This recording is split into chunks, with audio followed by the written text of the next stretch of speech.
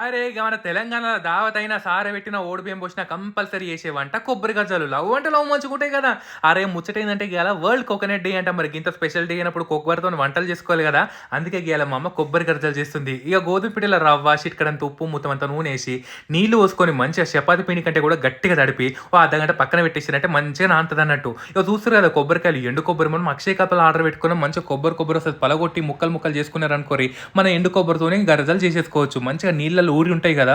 తియ్యగంటే తియ్యగుంటాయి ఈ కొబ్బరి. మంచిగా కుడకని మనం ఏం చేసుకోవాలి, నెయ్యిలో గోలించుకొని ఫస్ట్ మిక్సీ కొట్టుకోవాలి. దీంట్లోనే తగినంత బెల్లం ఏసేసుకొని, ఒక 2 ఇలాచీలు కూడా ఏసేసుకున్నారనుకోరి, మంచిగా పొడి రెడీ అయిపోతది. ప్రాసెస్ చానా ఈజీ.